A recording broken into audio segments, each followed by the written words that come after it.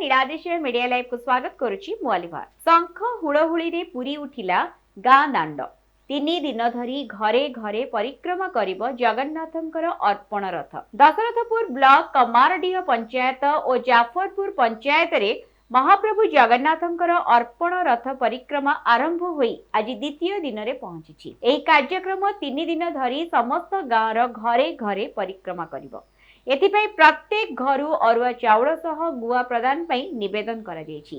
कमारडीह पंचायत जयचंडी मंदिर रे एवं जाफरपुर पंचायत गंगेश्वर मंदिर रथर शुभारंभ करा जायतिला। कमारडीह पंचायत सरपंच चित्तरंजन नायक, समिति सभ्या सजनी जेना एवं अन्यपटे जाफरपुर पंचायत सरपंच सुरेंद्र कुमार बेहुरिया प्रमुख अर्पण रथर शुभारंभ करथिले। ग्रामर प्रत्येक घर आगे झोटी चिता महिला माने आंकी जगन्नाथंक रथ पाई भोग करिबा सहित नड़िया अरुआ चाउल गुआ सहित टंका आदि प्रदान करथिले।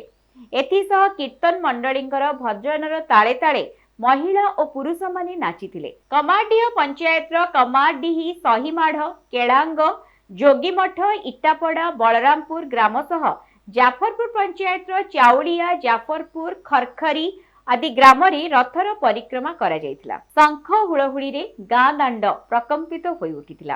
अर्पण रथ ओडिशा सरकार तरफ ये कार्यक्रम निया जायछि। सब पंचायत रे कार्यक्रम निया होछि।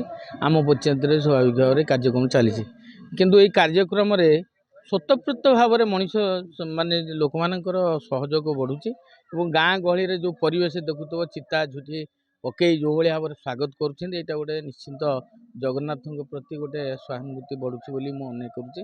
जगन्नाथंकर जो भ्रमण यात्रा आम विश्व कहले जगन्नाथ को बुझाए। सारा ओडिशार समस्त जगन्नाथ प्रेमी प्रत्येक द्वार द्वार आम बुलिकी जगन्नाथों मुठाई चाउल गोटे गुआ पाखक पठाइबा आम समस्त प्रयास करें।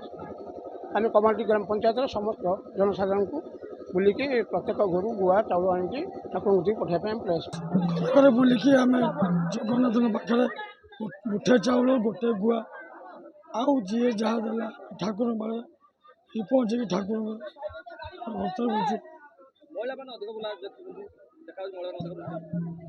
महिला मैंने जो मैंने आक्टिव अच्छा जगन्नाथ ठाकुर से आक्टिव हमार सहयोग साहय मो सागर पंचायत सब आज ये जो कार्यक्रम माननीय मुख्यमंत्री ये जो पोस्ट आरंभ कर बहुत खुशी और धन्यवाद दूसरी। आम एसएसजी महिला आम कमारडी पंचायत समस्त गाँववासी मैंने बहुत भावर सहित आग्रह सहित ये कार्यटी को पूरण कर। आमर जो अर्पण रथ परिक्रमा रथ बुलूचे आम स्वागत करुँ। घरे घरे घरे घरे कलश चाउल मुठिए चाउल गोटे गुआ अर्पण कराऊँची। घरे घरे रथ बुलूची। पंचायत आमर बहु संख्यार लोक योगदान करछन्ती। जगन्नाथ को भक्ति अच्छी जगन्नाथ प्रति मुठाए चाउल गोटे गुआ अर्पण करछन्ती। पैसा मध्य दौरान बहु संख्यार लोक भल पाउछन्ती। कार्यक्रम बहुत सुंदर अच्छी। महिला मैंने देखा अधिक संख्यार योगदान करछन्ती। निश्चित महिला माने जगन्नाथ भल पाती। बहु संख्यार जगन्नाथ जेहेतु आमर जगन्नाथ संस्कृति जगन्नाथ आमर ठाकुर तेणुक महिला माने बहु संख्यार योगदान करछन्ती भल पाउछन्ती।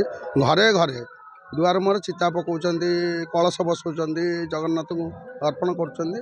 तो से सबुठार सुंदर कथाटे रथ जगन्नाथ रथ अर्पण चली सारा पंचायतर भक्त मान समस्ते सामिल हो माँ माउस आबाल वृद्ध वनिता जगन्नाथ संस्कृतिर विषय समस्त भी अवगत कर। 17 तारीख जो लोकार्पण हम जगन्नाथ तार से विषय समस्त की कही आउ वीडियो माध्यम पंचायत लोकार्पण विषय जनइब। अधिक संख्यार महिला माने जगन्नाथ संस्कृति की भल पाती समस्ते सामिल होती। दीर्घ 4 दिन है पंचायत सारा बुली जगन्नाथ